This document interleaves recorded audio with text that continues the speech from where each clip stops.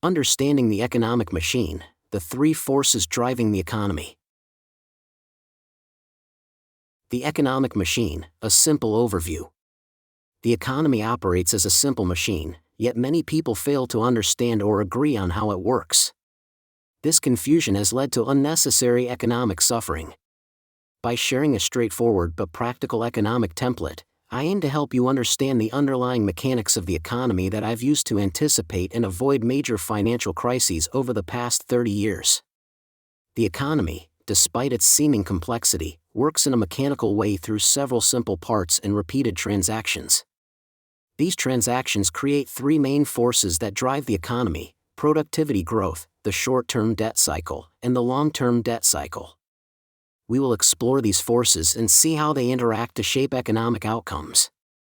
Footnote: understanding the fundamental forces behind the economy can provide valuable insight into economic trends and potential crises. The role of transactions. At the heart of the economy are transactions, simple exchanges where money or credit is exchanged for goods, services, or financial assets. Credit is treated just like money, and it is crucial to the economy. The total amount spent in an economy, combining both money and credit, determines the total economic activity. When you divide the total spending by the quantity of goods sold, you get the price, and this forms the basic transaction cycle. In this system, people, businesses, banks, and governments all engage in transactions. The central government plays a key role as both a buyer and seller, spending tax revenue and borrowing money.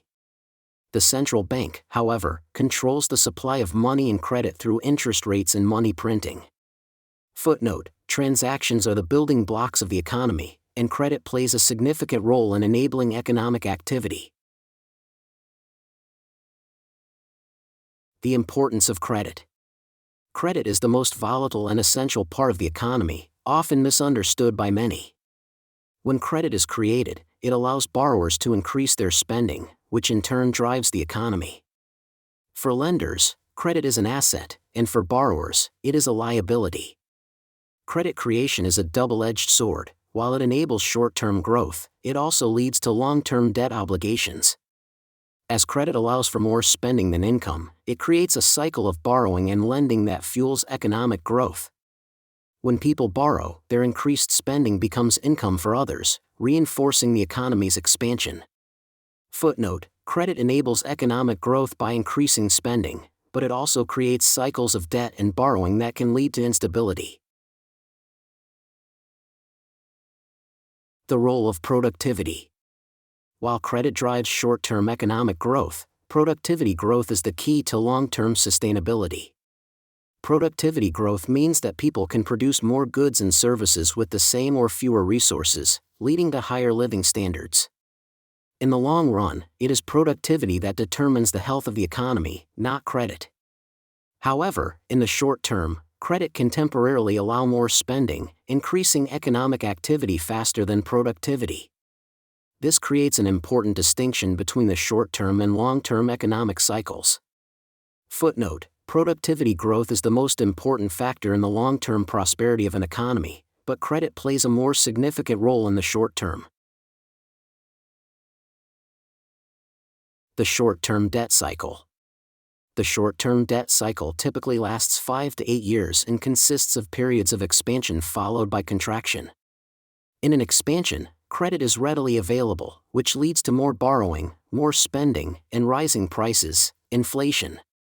The central bank may raise interest rates to combat inflation, which then slows down borrowing and spending, leading to a recession or deflationary period.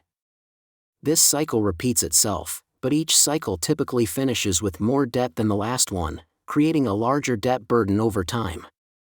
The central bank plays a crucial role in controlling this cycle by manipulating interest rates. Footnote: the short-term debt cycle is a recurring expansion and contraction driven by credit availability and central bank policies. The long-term debt cycle. While the short-term debt cycle plays out over several years, the long-term debt cycle stretches over decades, typically lasting 75 to 100 years.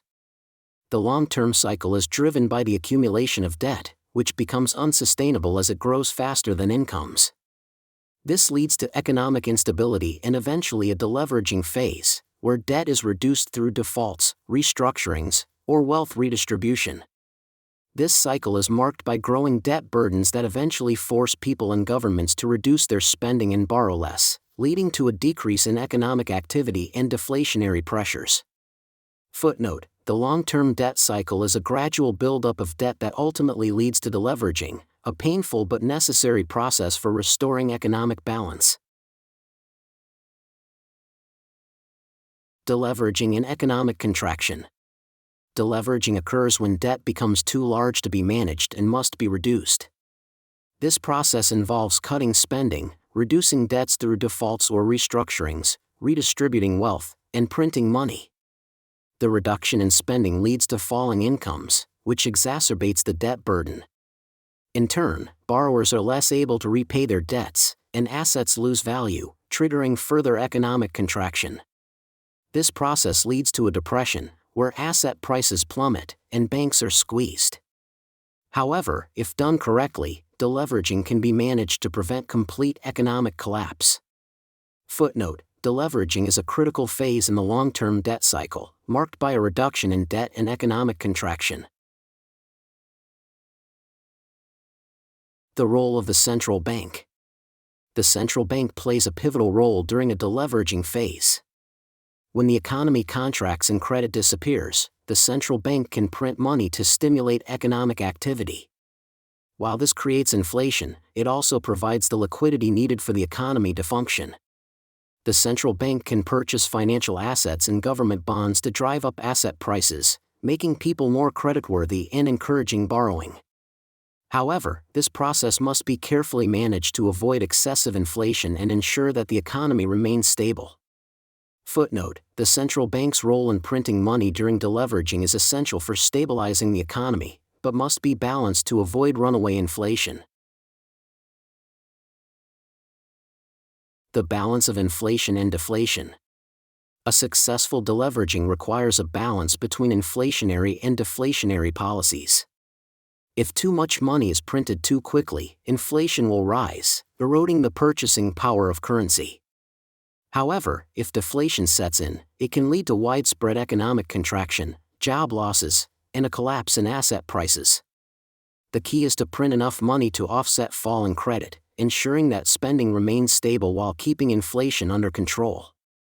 This balance is crucial to achieving a beautiful deleveraging, where debt burdens decrease without causing economic collapse.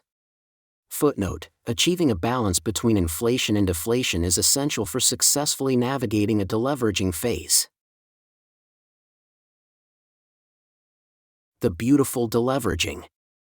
A beautiful deleveraging occurs when debt burdens decrease without causing extreme inflation or a severe economic downturn.